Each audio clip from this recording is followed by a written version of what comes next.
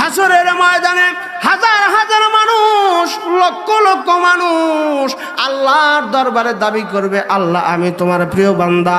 সবাই বলবে আমি তোমার প্রিয় বান্দা। আল্লাহ রাব্বুল আলামিন বলেন না না না, নিজে নিজে দাবি করলে হবে না, তোমাদের দাবি করতে হবে না। ওই হাসরের ময়দানে যারা আল্লাহর প্রিয় বান্দা হয়ে দাঁড়াবে, আমি আল্লাহ নিজেই তাদেরকে ডেকে ডেকে জান্নাত দিয়া দিব। আল্লাহ রাব্বুল আলামিন এই কথাটাই কুরআনুল কারীমের ভিতরে উল্লেখ করেছেন। আল্লাহ রাব্বুল আলামিন ডাক দেয়া বলেন, ইয়া আইয়াতুহান নাফসুল মুতমাইন্না ইরজিই ইলা রাব্বিকি রাদিয়াতাম মারদিয়া ফাদখুলি ফি ইবাদি ওয়াদখুলি জান্নাতি। বলেন আল্লাহু আকবার। যখন একজন প্রিয় বান্দার মরণের সময় হয়ে যায়, আল্লাহ রাব্বুল আলামিন ফেরেশতাদেরকে ডাক দেয়া বলে, ও মালাকুল মউত, আমার অমক বান্দারা মরণের সময় হয়ে গেছে, আমি ওই প্রিয় বান্দাটাকে আমি দুনিয়া থেকে আখেরাতে টান দিয়া নিয়ে আসতে চাই, তুমি তার রুহুটা কবজ করে ফেলো।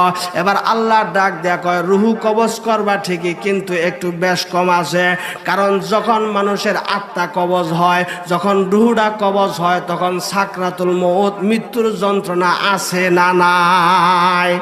আল্লাহ ডাক দেয়া বলে, মালাকুল মউত, তুমি যখন তার রুহুরা ধরে টান দিবা, আমার প্রিয় বান্দার রুহু ধরে টান দিবা, মৃত্যুর যন্ত্রণা হবে, এটা আমি আল্লাহ বরদাস্ত করতে পারবো না, সহ্য করতে পারবো না। আমি আল্লাহ একটা অল্টারনেটিভ ব্যবস্থা করব, আমি একটা অন্যরকম ভাবে ব্যবস্থা করতে চাই, যাতে করে মৃত্যুর যন্ত্রণা আমার প্রিয় বান্দার না হয়। ফেরেশতা ডাক দেয়, প্রভু গো, কিভাবে সেইটা তুমি করবা?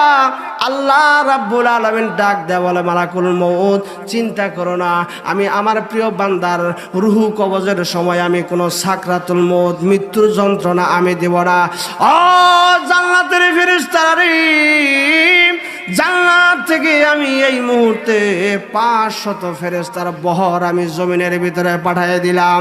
ওই বান্দা, আমার প্রিয় বান্দার রুহুটা যখন কবজ করা হবে, জান্নাতি 500 ফেরেশতার বহর, জান্নাতি ফেরেশতাদের বহর ওই বান্দার সামনে দাঁড়ায় থাকবে, খালি খালি দাঁড়ায় থাকবে না।